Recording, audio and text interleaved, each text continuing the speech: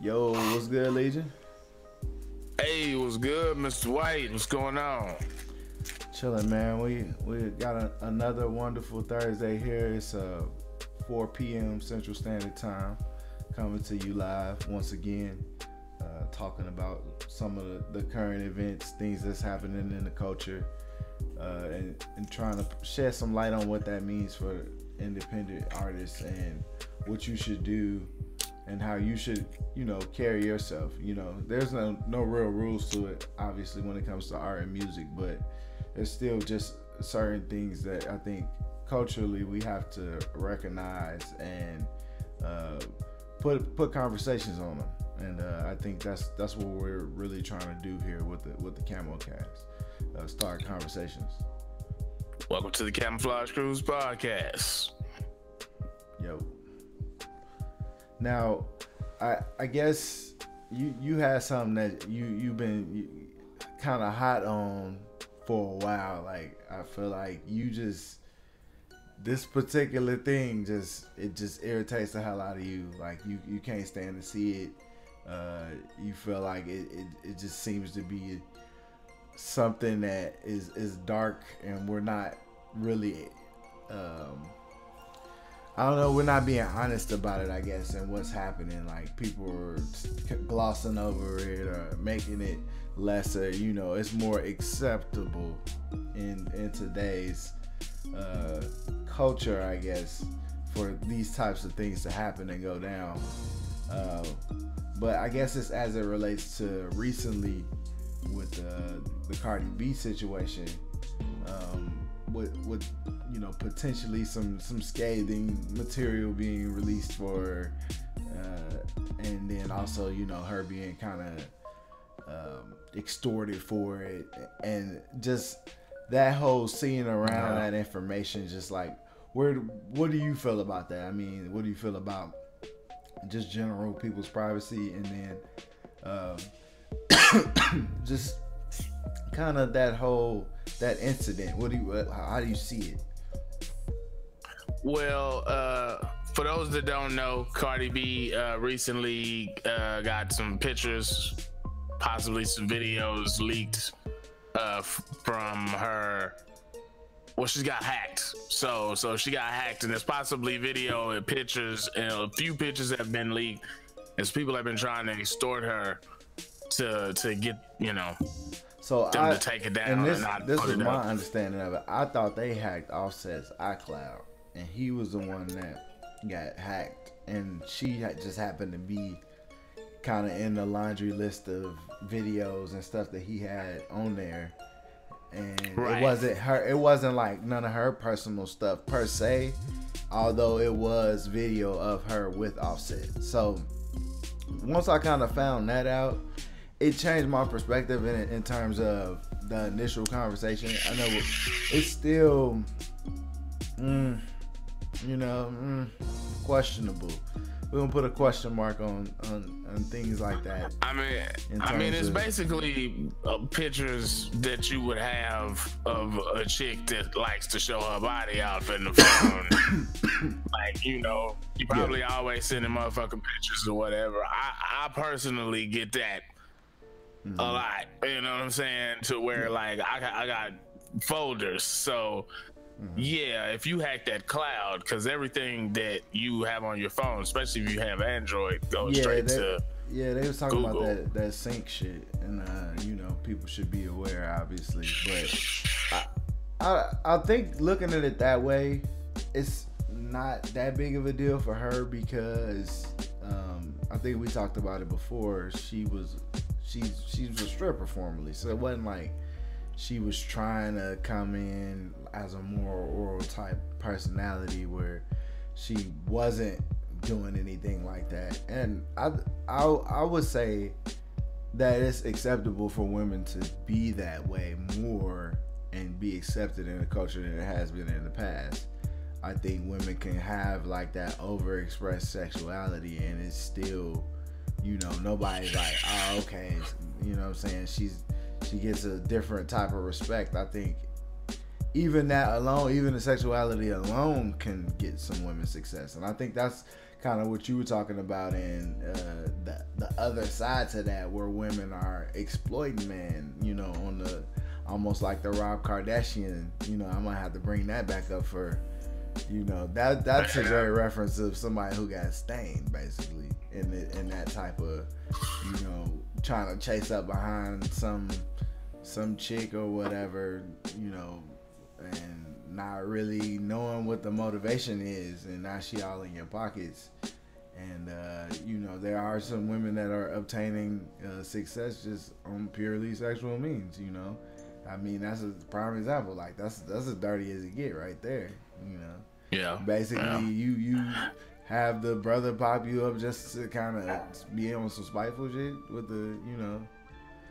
I mean. Yeah, and then so here's the question: Have we as a culture normalize this type of situation? Well, rather to say, when did it change, right? Because there was a point in hip hop, right, where if you were a chick and you did that type of stuff, like you stripped, you were kind of on some groupie shit, you sucking dicks and all this type of shit, like there was a place for you, but you couldn't parlay that into an actual career, right? And so at some point it became like you could literally just do that and parlay that into a career. And so the question is, like, when did it change? And is it now been normalized to the point to where that's just an end now? You know what I mean? I think, I don't know if it's ever been, I mean, historically, when you talk about, you know, women that are in, you know, I guess a service of that nature, yeah, maybe they wouldn't be able to legitimize themselves all the way, but they've always had a certain amount of power. But I think what's happening now is because of hip hop, the way that we definitely, if we don't glorify, if, you know, nobody else wants to admit the things that we do glorify, but one of them is definitely the way that we sexualize women. That's something that we've all, you know, so yeah, we throwing money at the strip club, and, you know, so what type of image are we building? And that image has already been built. So yes, now these women are becoming a legitimate part of society because 100,000 rappers and wrote 1 million songs about strippers, you know, and they're a focal point in the lives of these high dollar rappers. And I mean, you know, it's two ways to look at that, right? Maybe it's a kind of a sad affliction because it's like these men aren't really engaging with women. They look at them as property, and then some of these women turn the tables and they like, all right, we're gonna take all this money that you tricking off, and I'm actually gonna start some businesses and do, you know, and I think any respectable artist probably doesn't go to the strip club every single day, right? Like they you know, like they go and they probably like have that song or two that's about that lifestyle, but they probably ain't spending all their time in a strip club. You know what I'm saying? Like they do an event or a walkthrough or something like that. But they not, I mean, if they are, I would imagine that they wasting a lot of money, and then, you know, I mean, that's choice. You hear a lot of rappers, I think the whole phrase, it ain't tricking if you got it, that's the new mantra now, right? Like it's you know what I'm saying? Like that goes was the worst phrase that was ever conceived in hip hop, I believe, honestly, because fuck you mean it ain't tricking if you got it? No, it totally is. Yeah, it totally is. That's the definition of tricking, because if you didn't have it, you wouldn't be able to trick at all. You'd be a bum, right? Yeah, for the most part. I mean, you know, but some people can definitely push themselves to that level, or they tricking when they don't got it. You know what I'm saying? And that happens too. That happens too, you know, and that's way more dangerous to a human being if he's being lured in kind of like that and being stained. Yeah. It's basically you a stain at that point.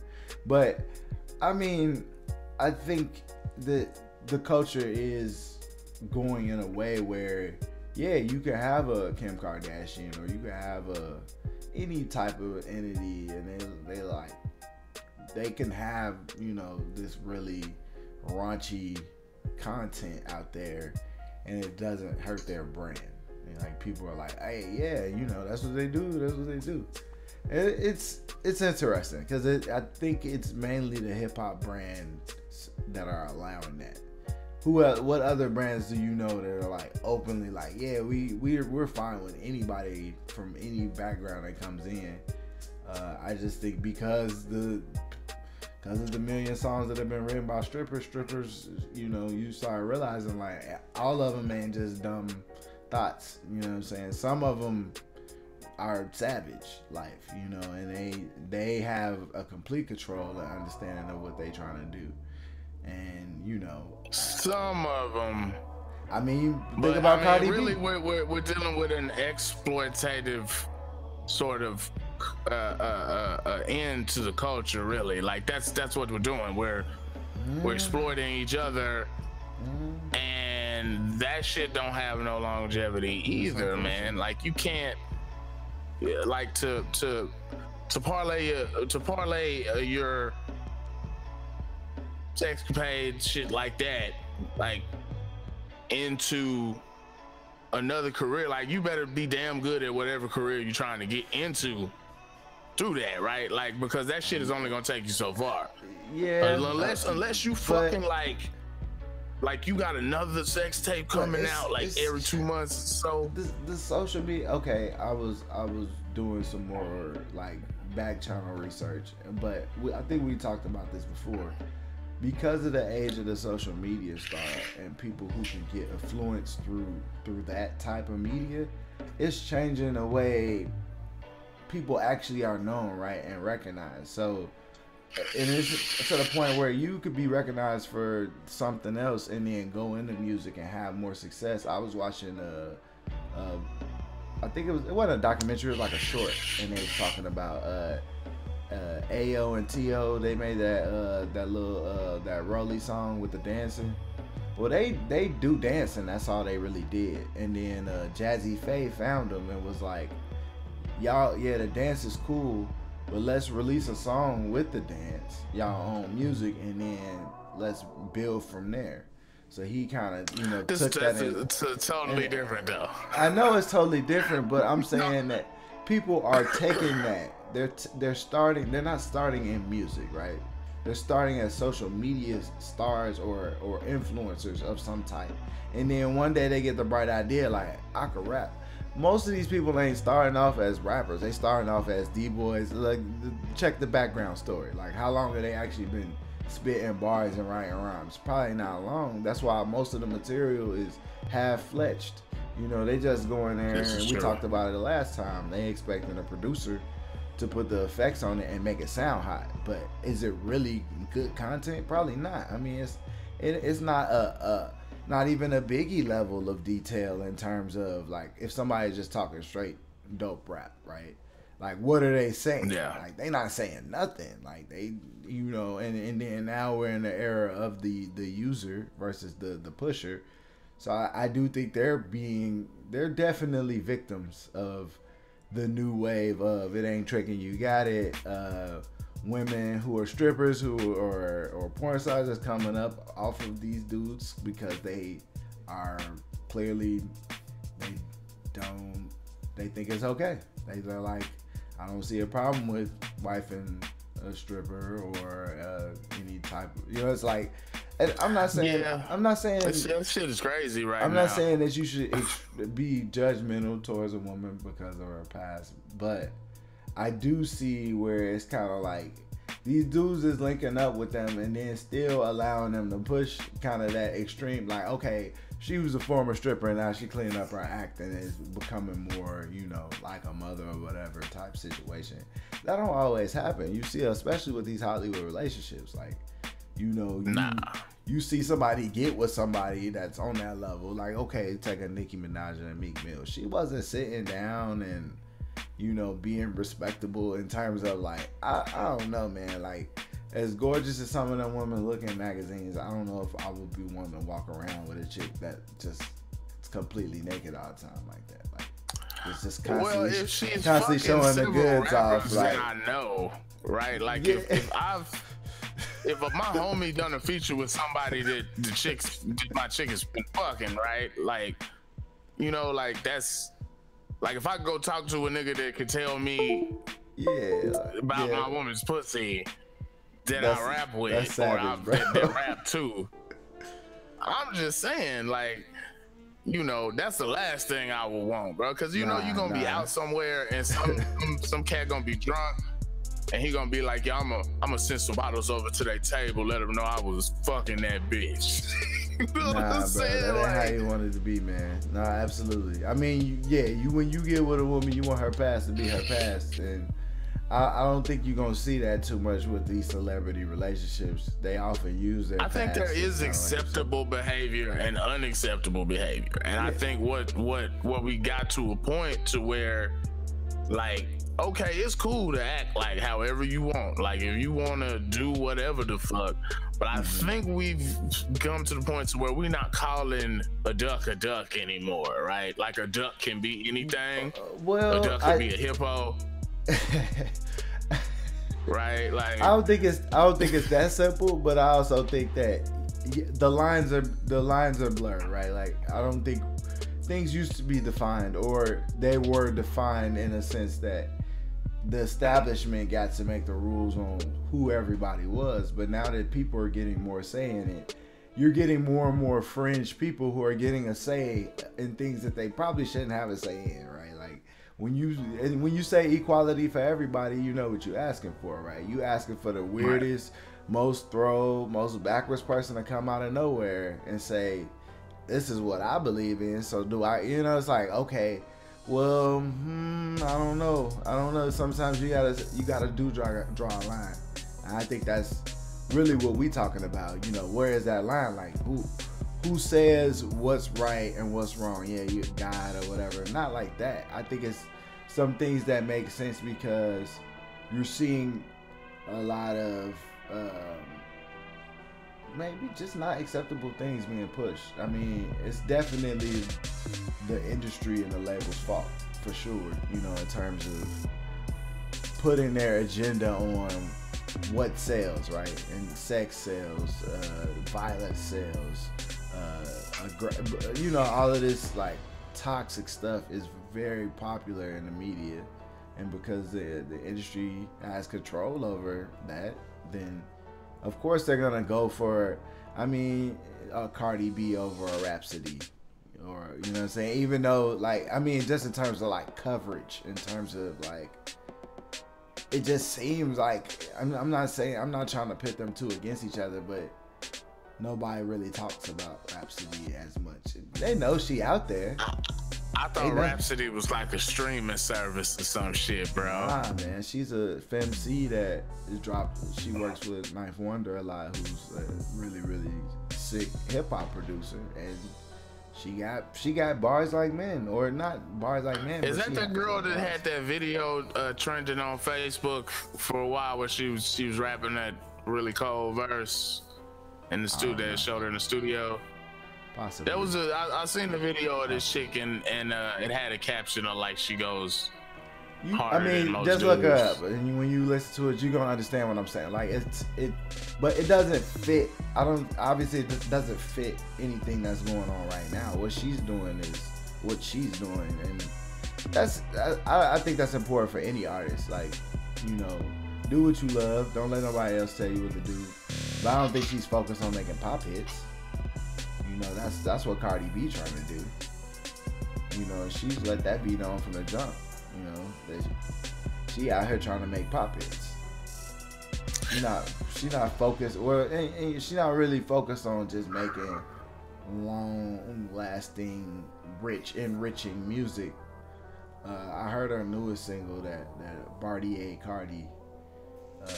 It was hot. I ain't gonna lie, but I mean, it's not as hot as Bodak Yellow. It's not content. Is she a blood, bro? Is she a blood? I guess so. She had a video where she was dressed in all red with red hair. So I think she's repping the blood. Yeah. If she calling herself Marty, she gotta be a blood. Yeah, she's repping blood pretty hard for sure. And she's on the song with 21 Savage. I'm pretty sure he's a blood as well in terms of what I seen. You know. Yeah. I believe so. Yeah. No, that was just a lot random. of bloods at rap. We're gonna be talking about another blood in rap very soon here. Yep. One of the next question. The next question that I will have about this is the people who are hacking these people, because one thing about it, this particular situation, Cardi B did not put this shit out on her own, right? Like, she's not trying to use that shit to. It wasn't a financial gain. It wasn't a financial gain situation. It was some personal shit, which is it's toxic. That's some hater. That was a hater move. You know, like, it wasn't like she was trying to come up. So yeah, I mean. But it's like, I guess the other angle is there's obviously people out there who are trying to snipe people like that. So, you know, be careful what you putting on tape and letting being, you know, synced up to the iCloud or whatever, you know, whatever private content you got, you should protect it. You know, if you don't want nobody else to have it encrypted, make sure it's on a local drive only. It ain't shared on the internet. You know, make your personal stuff personal, and you won't have these types of problems. Because there are people that, yeah, they trying to come up and make money by extorting people by selling tapes. You know what I'm saying? You know, that seems to be a pretty popular game as of late. There's several people that came out and like paid for tapes. You know what I'm saying? Because they was like, oh man, I can't let this get out. I'm just gonna go buy that tape. Man, it sucks, so right? That kind of started a trend, I guess.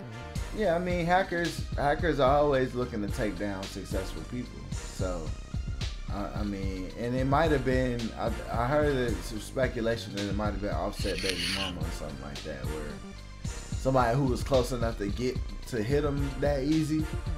Like, it don't sound like it was like a hacker that was like, he was on the dark webs getting Offset information. It was more so like somebody in the camp wasn't really down like that and maybe got paid off, or, you know what I'm saying, just had other motivations.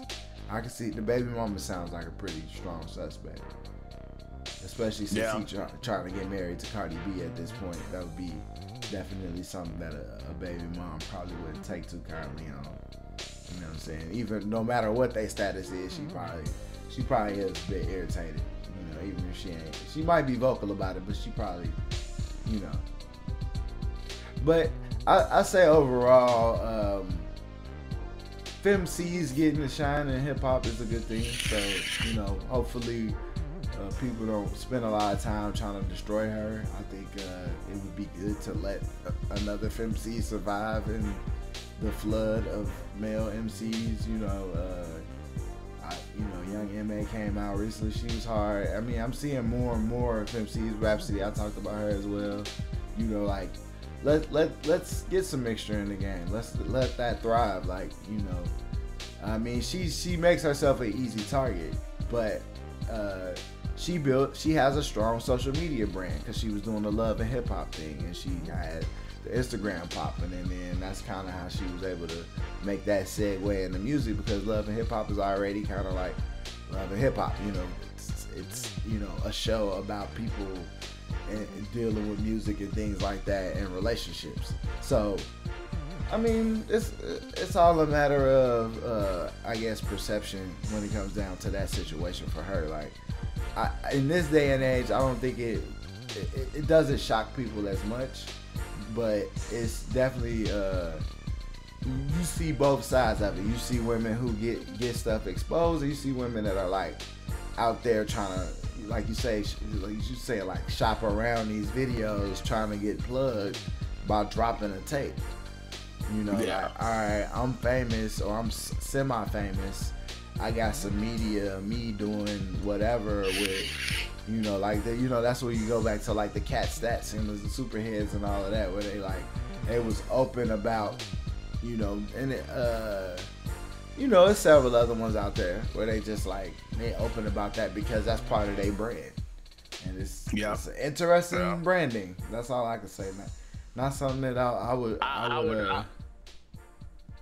My personal opinion is that we should never if a person is trying to do music, right? Like, we shouldn't judge them, whether we like them musically, based on their porn taste or how much dick they suck, right? Like, that's just my opinion, and I feel like if we just think like that, a lot of arguments will just be thrown out the window. If we just like, look, how many dicks you suck, it doesn't matter it musically, or if you trying to fucking eat, no matter what it is, like you can't, like, say you supposed to be making quilts, bro, and you like, hey, making quilts like, some bitch is like, hey, I suck a lot of dicks, and but I make quilts from shit. I can half-ass make quilts, you know what I'm saying? She ain't finna get no job as a quilt maker, right? Like, motherfucker gonna be like, you can suck this dick, but you can't make no quilts, you know? Like, I mean, come back when you got your weight up. I was gonna say, and so she was a task that apparently, you know, if you qualified to do that, then, yeah, I mean, sometimes you're not always qualified for the job that you working. And that goes the same in the male arena, for like motherfucking criminal record and shit, right?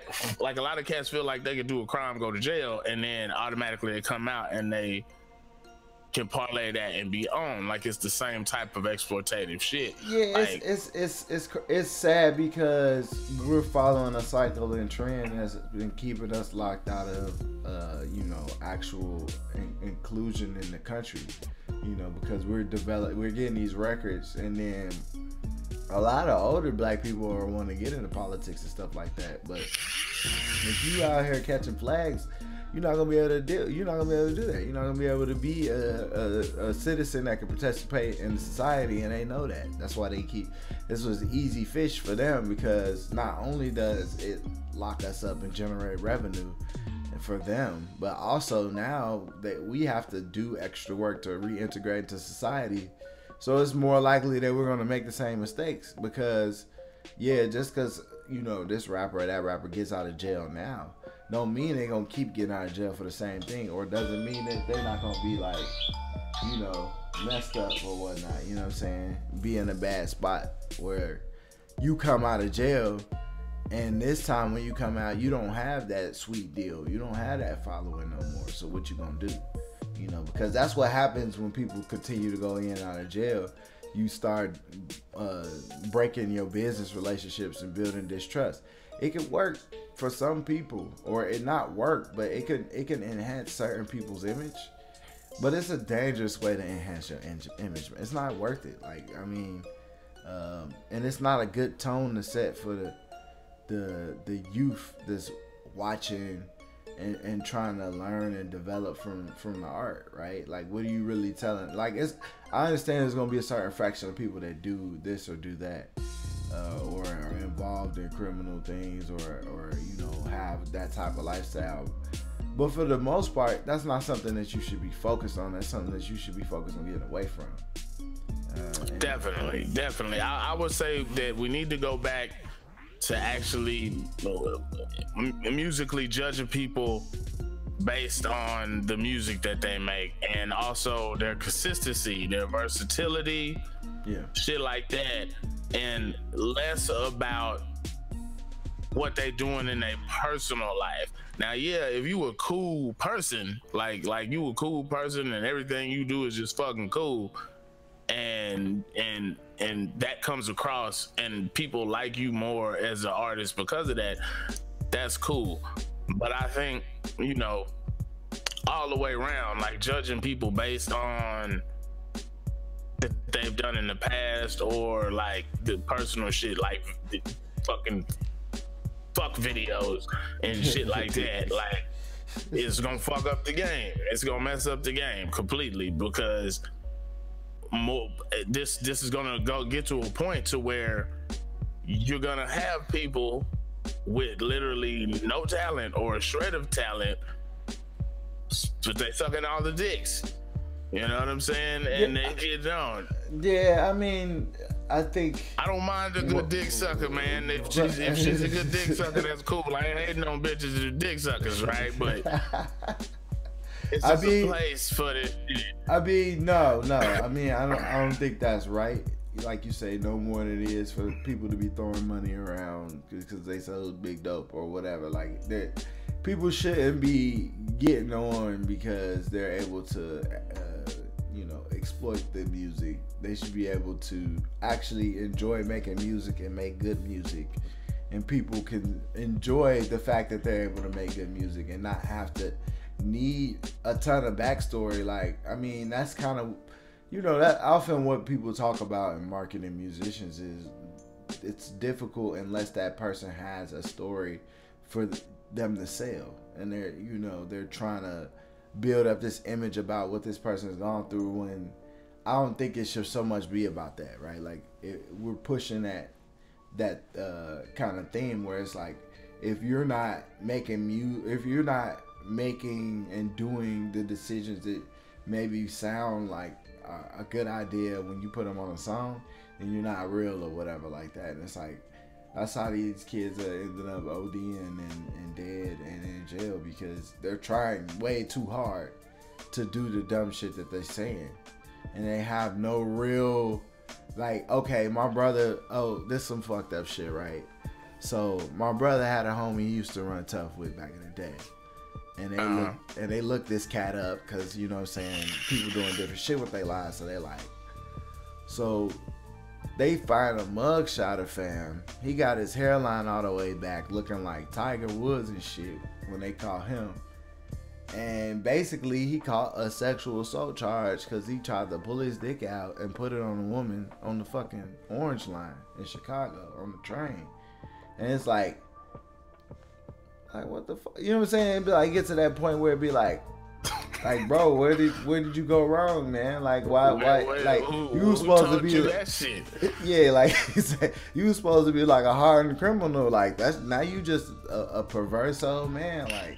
Like, but that just speaks on how the being too criminal minded in a way could be a sickness. Like, I mean, like with any other addiction, like if you're so focused on getting over on people and so focused on hitting licks, you might need to refocus, because the world at large don't care about none of that. You're a small game in a really, really big system, and they're fine with you being preoccupied with moving rocks and bricks and blocks, and you know what I'm saying, while they changing global economies. There's trillions of dollars. They create a scenario in our culture to where if you become the type of person who wants to just do something legit, right? Like, you want to go from the streets, you have success, and then you just stay legit.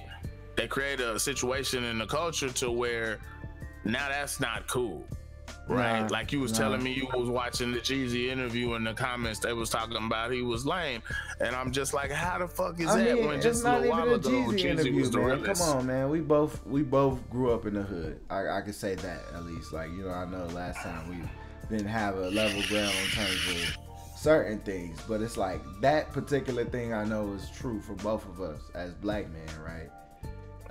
We grew up poor. You know what I'm saying? We ain't have a lot. We grew up around people that was going in and out of jail, was using drugs, it was crack houses, all of that. You know what I'm saying? But one thing is true about black people, and has always been true, is that there's a certain subset that's afraid to be intelligent because that makes us more dangerous. And there's always been a large kind of, the mass group of black people in the hood where they like, you can't really be out there showing people how smart you are like that, then you start getting in a position where people like, oh, you done sold out just because you got a larger vocabulary than the average. You know what I'm saying? And really, it's like, okay, well, you could be educated and also be poor, and you can also be educated and criminal minded. You know what I'm saying? Like, these white collar criminals don't have no problem breaking the law and stealing $100 million from somebody, and basically breaking them out of house and home, for just what the signature. You know what I'm saying? Like, they hitting people like that, and I mean, it's dark because there was a time where educated people were heralded in the black community, but not so much anymore. Definitely. You know, if you're a scientist or a doctor, you're corny. You know what I'm saying? Like, oh, you ain't Jay-Z, you ain't LeBron, you ain't nobody. But why? You know what I'm saying? Right. And it's mostly in our culture. Like, the white people love talking about they people who climb to the top of Everest and go to the bottom of the sea and do space exploration like Elon Musk. Now, Elon Musk is pretty cool. Like, I think even black people would have to agree. That's a pretty cool white guy. But it's like, if it was a young black person trying to do the same thing, would he get the same love right away? Like, growing up in the hood, is people gonna be like, hey, you gonna be an astrophysicist one day, we gonna look out for you? Because that's how it used to be in the hood. It used to be in the hood that even the thugs looked out for the bright stars of the community. I don't see that anymore. I can agree with that. I see a lot more like, nah, bro, you better get in line. You know, you just a nigga too. Like, they ain't gonna never give you nothing. And there ain't one way that I guess that's kind of true, right? Like, you might never get to the level of some of these white people, but does that mean that you don't niggas? Yeah, but does that mean you don't strive? Like, I'd rather be a Jay-Z on a yacht talking still niggas and be like in, you know, under a bridge. You know what I'm saying? Or living in a row home community where, you know what I'm saying, you ain't got no privacy, no space, and you know it's ridden with all types of crime, right? Like, that's the big problem living in poor neighborhoods, because poor people tend to be gone for broke, and they, you know, a lot of the addicts and stuff like that, they gonna commit crimes. And you know, you gotta deal with that as a regular person. You gotta deal with all these damn addicts committing crimes, or the dealers and the gangsters that get into it because they not always fighting and shooting. Like, that's, you know, they build that image too, where people just always, like, every day you get shot in the hood. Now, it's been some times, I'm sure it's been a little more tense than normal, but it's usually pretty specific, and it's something went wrong. Like, there's been long periods of time where there's never been, you know, where there's no, like, gangster activity. Usually it's like over the top because somebody's just, they got that type of personality where they ain't got no self-control anyway. They probably would have killed somebody anyway. That's just how they are. But then you got the other situations where it's like somebody started some trouble intentionally and caused whatever, you know, type of activity that's going on. You know, but now I think it's almost like what I'm seeing is people are trying to get people to jump. You know what I'm saying? And I mean, I guess we could segue that, right? We talk about gang culture. We said we was gonna talk some more about the Bloods. I mean, not necessarily like our biggest thing to talk about, but what do you feel about Lil Wayne? You know, and probably his influence on a lot of people who are enamored with the Blood culture or think that's cool. Or he might have got a lot of people to join because of his popularity. He recently dropped. I mean, Lil Wayne is to the Bloods what Snoop is to the Crips. Like, a lot of people started gang banging because Snoop.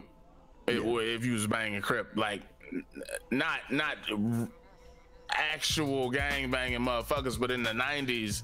But I think he was outside of Cali. Yeah, I mean, the torch has been passed. I think Nipsey Hussle is like one of the Crip cats out there or whatnot. But I mean, in general, yeah, like in the era, you know, of the icons, you know, when Lil Wayne started repping Blood, he was definitely a huge icon for that community on the same level that Snoop was an icon for the Crip community. You know what I'm saying? Like, because people know that he's a Blood. They know that everything that he does, like, he's got songs about it. He's, you know, woven all types of, you know, gang code into his songs that's Blood related, and you know, that's part of his image, right? And he just dropped a mixtape, Dedication 6. It's supposed to be 2 parts. I listened to the first part. He dropped the first part.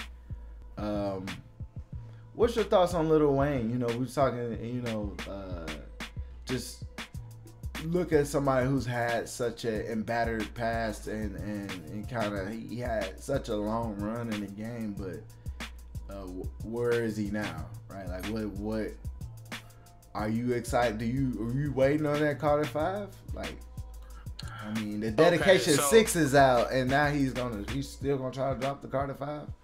I mean, I think that's just a joke at this point. It's like a running joke. Or it's kind of like the Detox album. But I feel like, you know, I'm glad you asked what my thoughts about Lil Wayne are. I fucked with Lil Wayne way back when he was with the Hot Boys, right? Like, he was one of the.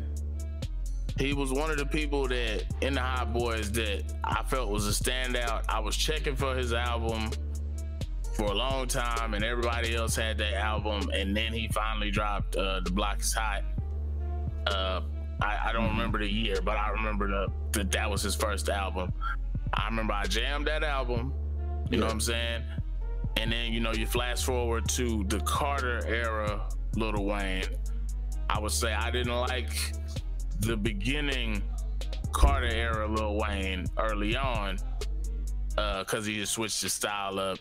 But over time, he developed that style, you know what I'm saying? And I credit Lil Wayne for making lyricism cool again, right? Like making it be cool to be lyrical and be cool to go hard.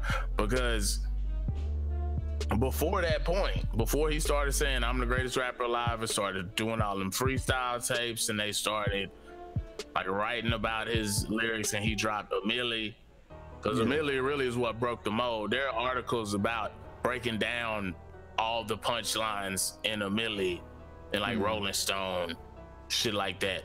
And so I've seen a ton of content on them breaking it down and like just talking about how he has all these double and triple entendres woven in and out of his music. And I mean, he definitely had a period where he definitely kind of in a way had the sauce, right? Like he was able to really put out there what he wanted to do with his music. And it was one part timing, but it was also one part, I think, dog, man. Like he was really hungry, you know. Not only was he dropping those projects, but he was dropping a ton of mixtapes and stuff like that. He was so prolific, and he definitely created the blueprint for the new age rapper, in my opinion. In terms of like how hard you gotta work to be an icon, and anybody who's following that path, it wasn't an overnight success at all. Like he had been working since the 90s, and you think about all the work he put in just for Baby and Cash Money and other people, you know what I'm saying? He was writing for a lot of people, and he was giving people hooks. Like he created the phrase bling bling. Yeah, you know what I'm saying? He's the guy that wrote that hook and sung that hook and made that into a thing. You know what I'm saying? And that was something that caught on that he never really got credit for like he should. Not until later, and I don't think that was something that they were focused on in terms of coining that phrase or anything like that. But hip hop culture has brought about a lot of stuff like that. It was just, I think that's where you started seeing that not even really a peak, but more so almost like you were seeing that uptick in how much hip-hop influence. Like I think also Lil Wayne, because of like the other stuff he was involved in culturally in terms of like skateboarding and things like that, he had that Mountain Dew contract. He was one of those first rappers that was like, as a black artist, like really hardcore crossover. You know what I'm saying? Like a lot of white people was listening to Lil Wayne, like, you know what I'm saying? Like they might not have knew about 100 other rappers, but they definitely knew about Eminem and they knew about Lil Wayne. You know what I'm saying? Yeah. And they fucked with Lil Wayne, not just like knew about him, but they was like, no, oh, you listen to Lil Wayne? Yeah, I listen to Lil Wayne too. You know, kind of like that. You know, like how Kendrick is now, like, you know, that sign of, all right, we on the same page type of thing. And he had a ton of great music. And may have potential for more music. I checked out that project though, and I'm gonna have to say that he he did basically, you know what he do. He go and get the hottest beats of, you know, that just came out in the past year. And he hops on them and tries to rip them apart, basically. No Drake feature so far. It's 2 parts. Drake wasn't on there. Nicki was on there one time. Okay. Gutter was on there like 4 or 5 times. And then a couple of other artists that I ain't never heard of before, like Euro and Moneybag or something like that. I don't know. I don't think his name was Moneybag. I don't know. No. I never heard of anything. I was listening to my girl moms, and she was like, "What happened to Lil Twist?" And that's how old Young Money is. Damn, Lil Twist. He not on there, but she was asking about him, and I was like, "Man, Lil Twist ain't did nothing in a while." Yeah, he just got out of jail this year. He just got out of jail recently. For real? Okay. Yeah. I mean, I don't know. I mean, I had to look it up, but I guess he had caught some assault charges or something like that a while ago, and he was facing some serious time. But I guess he didn't have to do all of the time that he was facing. But he still, you know, I don't know his affiliation with Young Money or anything anymore or anything like that. He wasn't on that project. He wasn't on the project though. Like I said, I was surprised to not see Drake on there anywhere. Still kind of like, all right. And he didn't feature with anybody like it's so many people that I could have seen Lil Wayne doing a song with, even if it was just a mixtape. But he didn't do that. Like he featured Gutter most of the time, prominently. You talking about newer artists? Yeah, just like newer top 50 or top 100 artists. You Lil Wayne, so I imagine he has access to pretty much anybody. You know what I'm saying? I don't think he know none of them cats. Like he straight up said he didn't know nobody, and he was acting like he didn't fuck with nobody. Okay, and if that's the case, then I don't know, man. Like it doesn't sound like he killed the Uzi Vert beat, the XO Tour Life, because he was spitting fast on there. If he would have did that on every track, he probably would have been good. But like, he was using way too much auto-tune. And the way he used auto-tune ain't the way they use auto-tune now. So like, it don't sound right necessarily. Like you could have got away with that, like, you know, when he started using auto-tune. But now they use it a specific way that's totally different. So like, if it don't sound like that, it kind of sound weird in terms of on those tracks that he's using it, and he's just using it way too much. I mean, I didn't like when he started using auto-tune. That's not what he came up on when he was doing that Carter era. Nah, like he was just straight rapping, and then the Lollipop song, and then he did Prom Queen with the auto-tune, and it was over with. Yeah, and then he started doing more and more songs with it prominently, and I think I don't know, man. It's like Eminem with the singing and shit. I never really fuck with Eminem singing, and he did so much singing on this project. Like why? And like nobody. And Wayne, I mean, Wayne remixed every hot beat that came out, and it was sad because I couldn't really. It wasn't like back in the day. I would like, you know, you would want to hear Wayne's version over the original. And the only one that I can say that I would even be like, okay, this gave us some comp, was that XO Tour Life. Because he did 21 Savage Bank Account. He did, I can't even remember all the tracks. He did a whole bunch of industry standards, but he didn't make them sound better or like capture those songs. Like the original artist on there was so unique that he would have had to come with such fire bars, and he did, you know, he did that lazy ass, you know, shit where he go on there and he just talk about fucking pussy all the time. Like he spent like 90% of the songs just talking about how much pussy he was getting. Like, I know Wayne, like, all right, man. Like, I mean, he's always kind of been like that, but not exactly. Not exactly. Nah, I mean, he had some layers, like, so he had so some stories and shit, man. Is he dropping punchlines and metaphors on a profound level, like in the other? Because that's what the Dedication series is known for. I don't know, man. Like maybe it's just the vibe, the energy, how I feel about where he's at right now, and you know, I'm just not hearing it. I'm not hearing what you know what I'm saying. Like I said, I'm trying to give him a chance on a lot of these tracks, but these are hot songs. Like they not bad songs, right? You talking about it's a big challenge to get on somebody's track and remix it on a high level. And you Lil Wayne, so I'm already expecting like I want you to go alien on these tracks. And he's just doing a lot of pedestrian and shit, like, you know what I'm saying? Like, and he didn't use no DJ effects on there. And it's a DJ drama joint. I didn't hear no DJ drama drops or nothing, I don't think. I would have been happy to get a few of those or something. Just because it's a mixtape. Maybe I need to listen to it again all the way through. Maybe I didn't hear it right. I don't know. Damn. It just man. I'm sure it's a couple of them songs in there that bump. Maybe it's just been too long since Wayne then came and dropped something that I'm just like, okay, that's fire. And then for him to come out with this Dedication 6, like, okay, that's cool. I'm sure he's gonna get some attention on it, but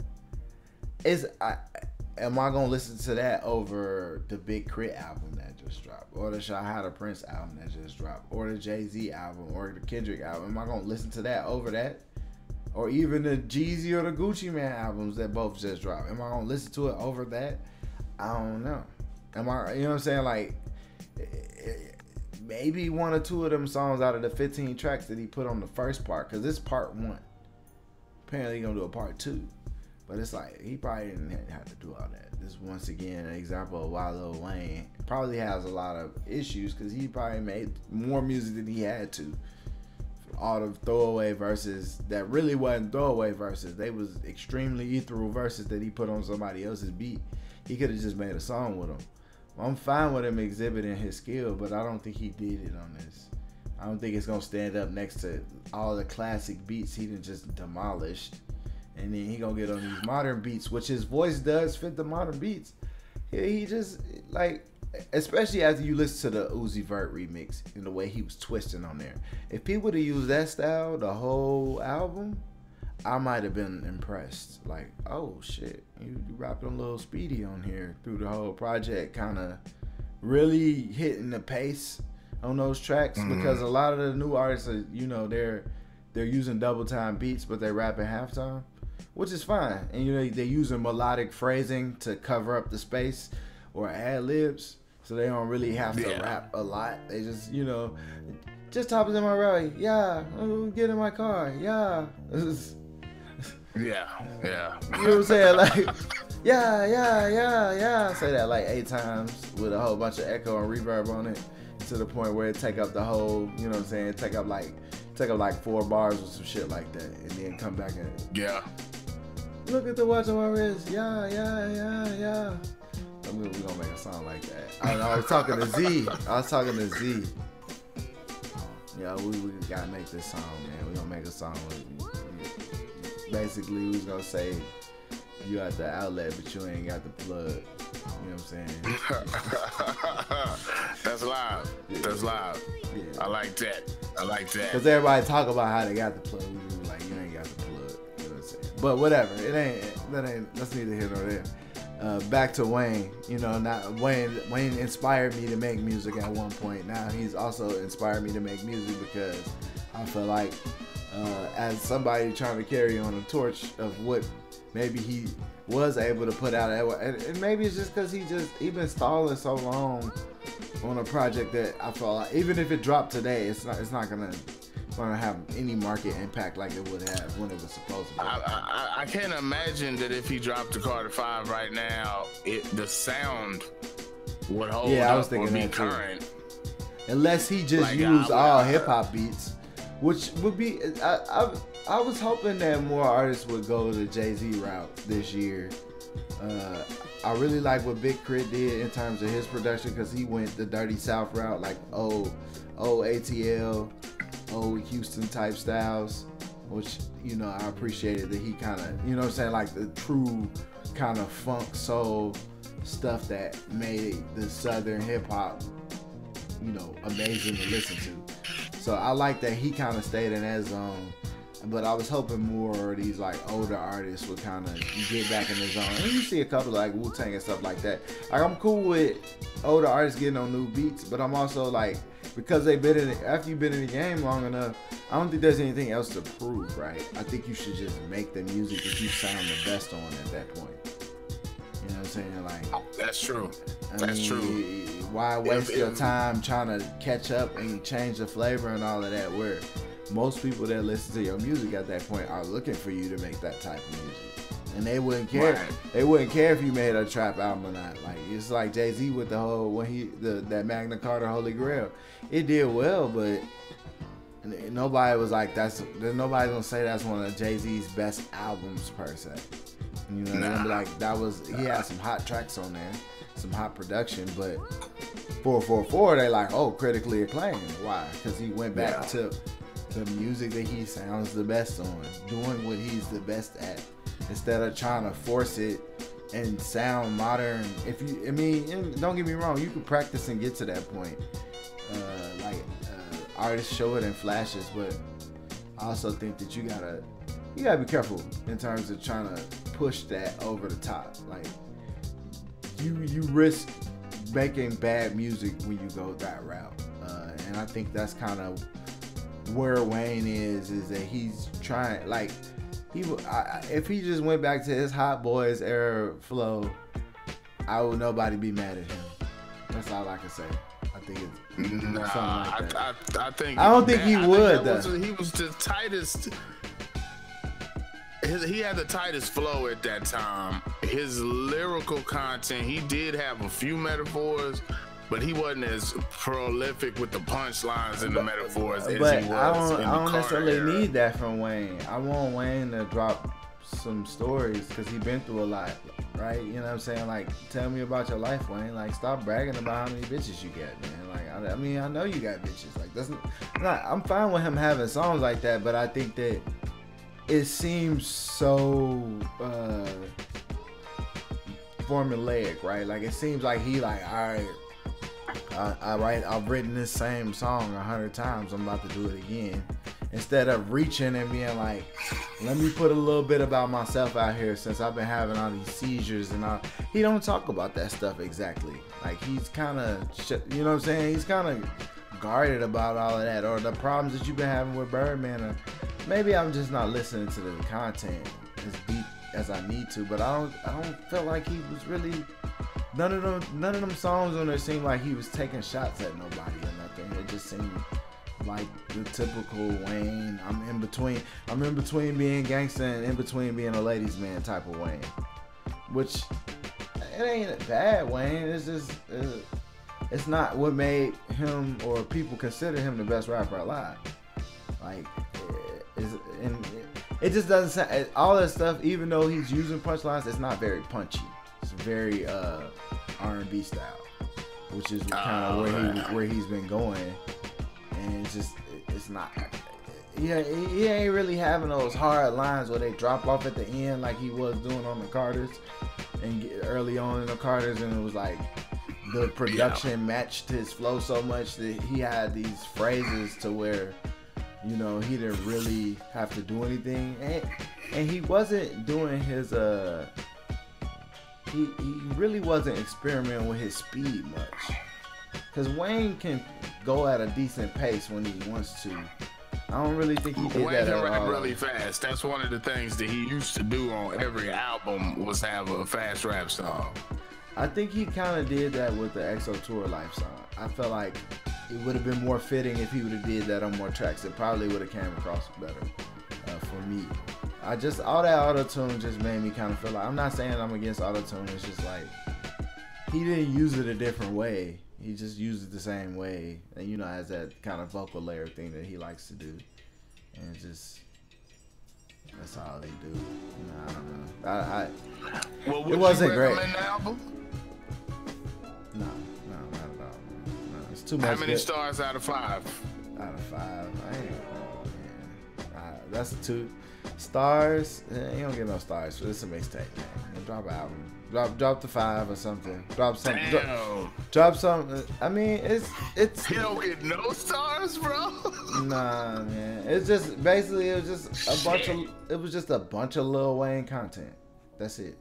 You know what I'm saying? Like songs that I'm sure that he's been recording over the past year, and he was like, all right, I'm gonna drop the Dedication 6 this year.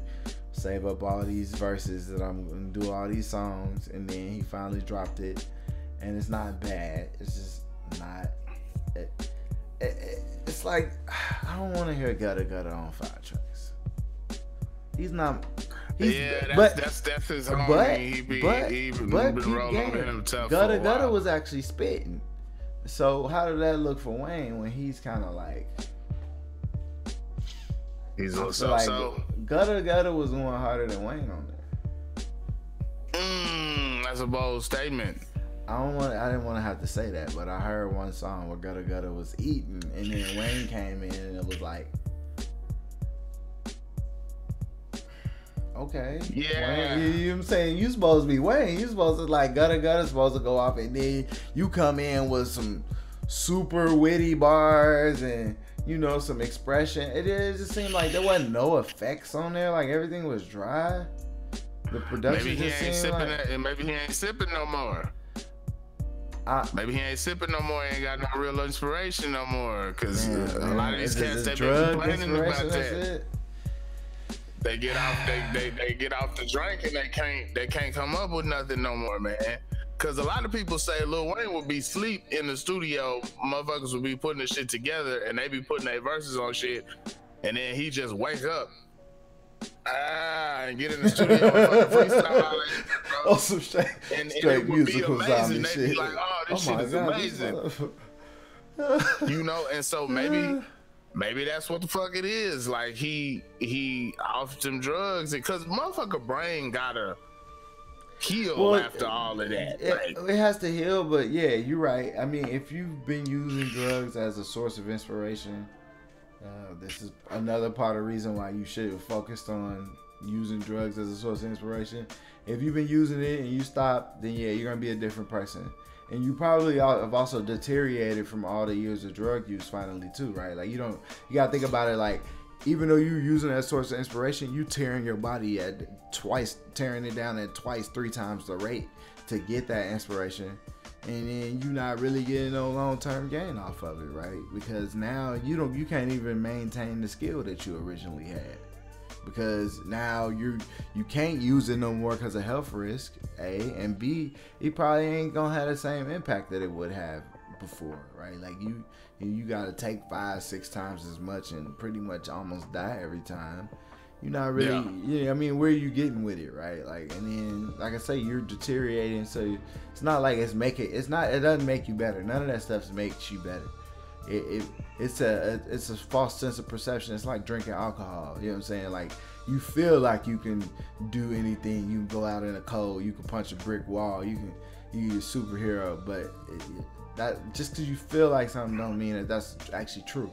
But confidence is important when it comes to music, and I think that's why a lot of artists use drugs when they do music, because they're scared.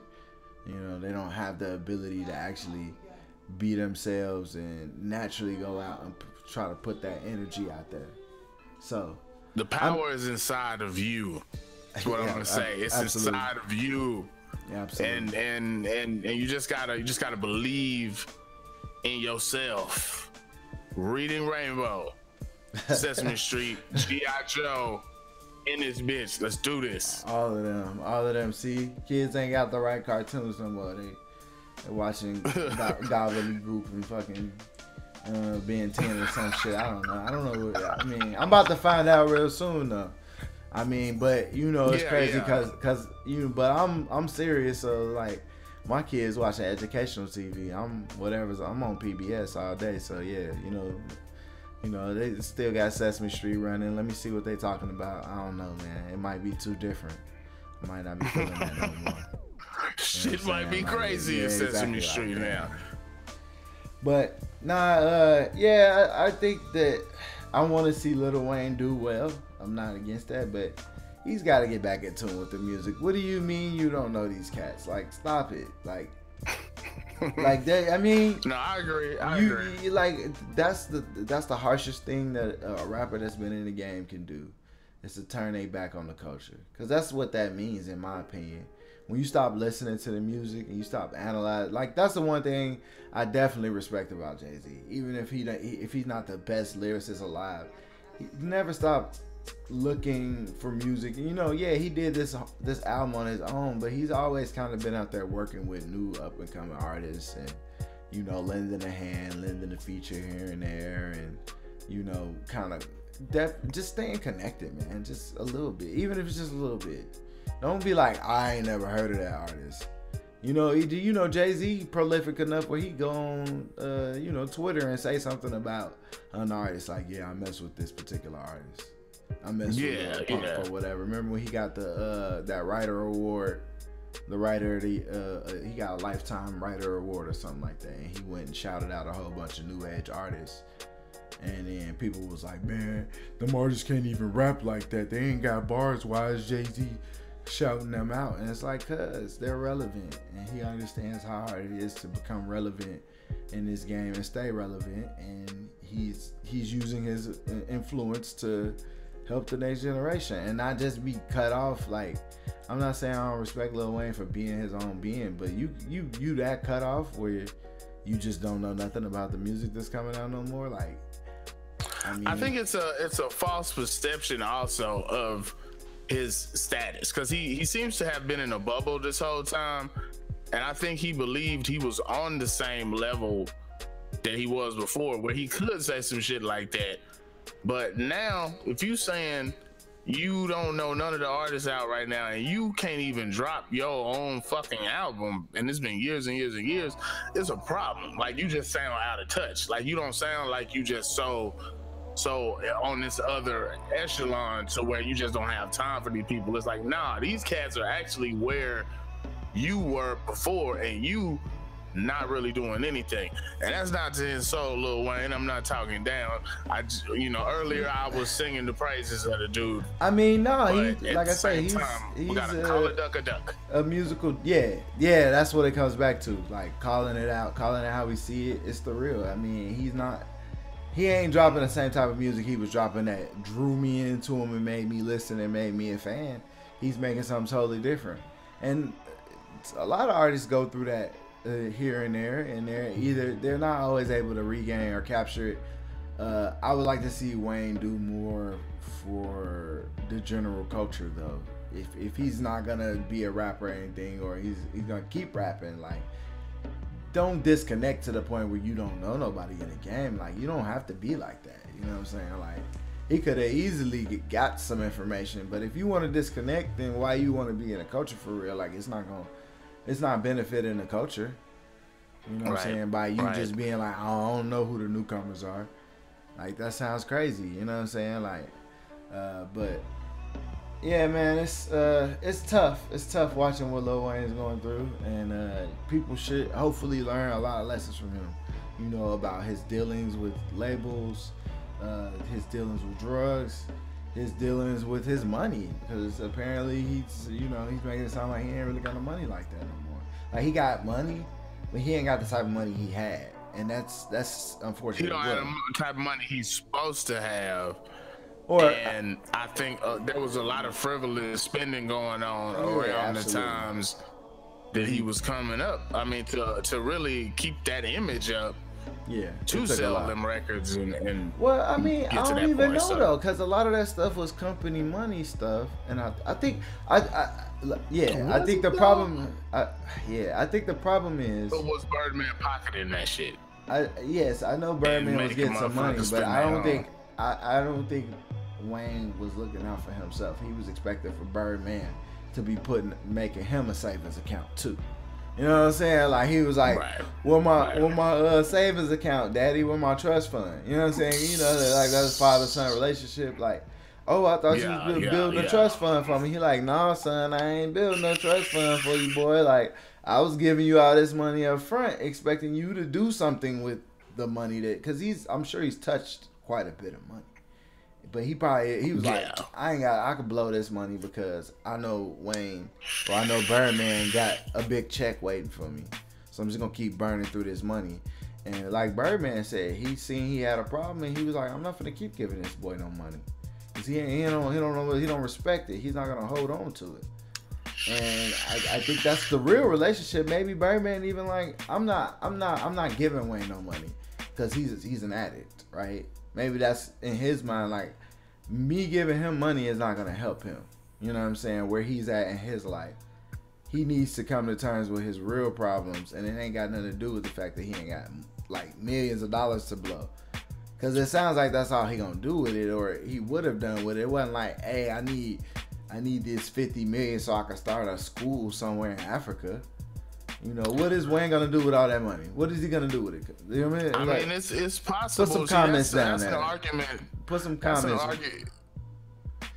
I mean, Wayne, I'm not saying he hasn't done some humanitarian things, but he's never been what would seem to be high level humanitarian. He's probably done some things in New Orleans, but I don't think that's his main focus. You know what I'm saying? Well, that's an argument that's never actually come up, is that maybe Baby hasn't given Lil Wayne money because he's afraid he may kill himself. Yeah, like some Michael Jackson type stuff. Like, I don't want you to. Yeah, like you just able to overindulge to the point to where, I mean, he's already to the point to where he was having seizures on the regular, having to be hospitalized, couldn't make shows. Yeah. So you think about it. More money you have, the more access you got to everything, and it is a real danger that you could die. So yeah, absolutely. That's an argument that has never come up before, where you know, and that's very possible. Like, that's something to think about. And really. I'm not saying that he didn't get more money than maybe he was supposed to, but obviously he was running Wayne's situation.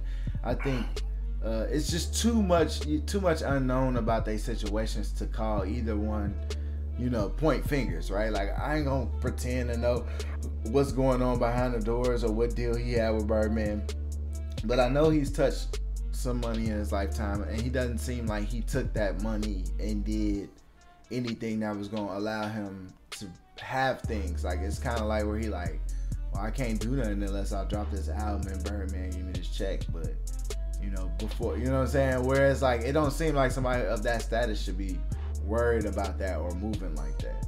And it's kind of like to the point where it seems like he's just completely stifled as a human being because of that situation, and not really able to go beyond. So, hey man, I think that's, you know, quite a bit that we talked about on Wayne. I mean, he's definitely has had a huge impact on the culture. I think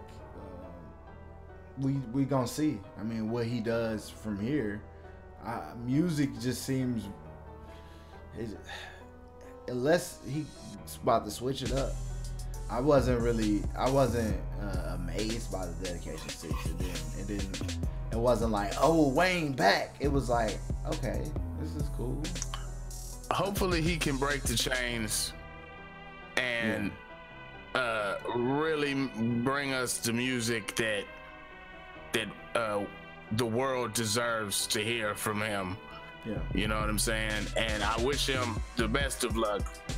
I can't really say I understand completely his situation or the ins and outs, but I will hope that at some point it gets he can actually be able to do what he needs, like make music, put it out like he wants to. Yeah.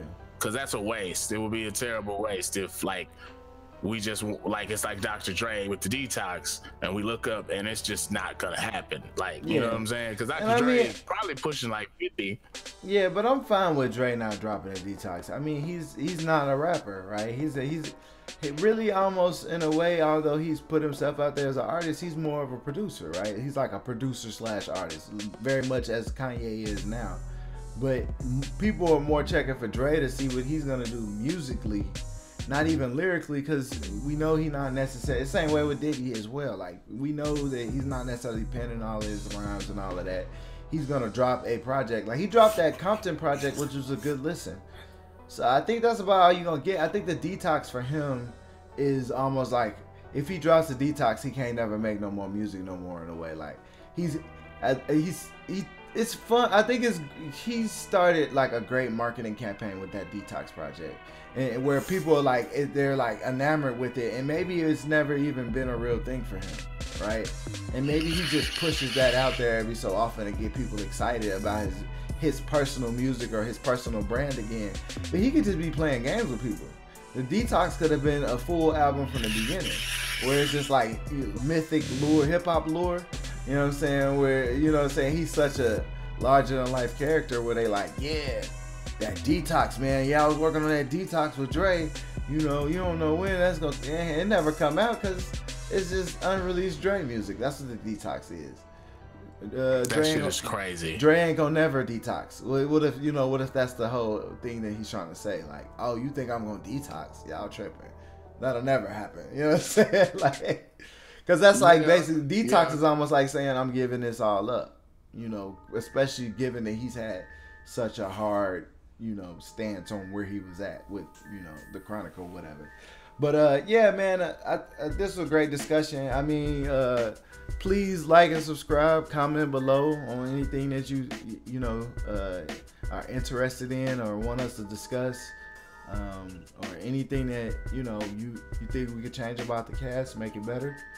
What's up with these producers though today? We got your boy Young Arrows, who he got an interesting blend. Like both of these producers make some hip hop beats, some trap beats, which is kind of cool. I like artists that are diverse like that. I don't think you have to, you know, you make whatever you feel. So Young Arrows and E Mollusk. You know, as always, I have the playlist under below in the link. So you can just follow the link. Follow the Camouflage Crews SoundCloud page if you want to check out more beats. I'll be hitting up more producers. If you're a producer and you watch this, reach out to us. We'll put your beat on the podcast, if you preferably on SoundCloud, so I can make a SoundCloud playlist. But we can also, like, if you want to do YouTube, we can make a YouTube playlist too. You know, just hit me up. You know, whatever, we can discuss it. We're always looking for great producers. We're artists ourselves, so you know, no telling what happens with these beats. We may just hop on them, you know, and lace them and put some fire out. But we definitely want to share the independent dream. You know, we're out here trying to get it, and we know it's a lot of artists that want to get more attention to their music and want to be heard and want to be seen. So and let us know about the quality of our sound and our video. Let us know we've upgraded, and we're working out the kinks of everything. We're rolling along pretty nicely, so we want to hear your feedback. Let us know what's up. All right, man. Y'all have a good night.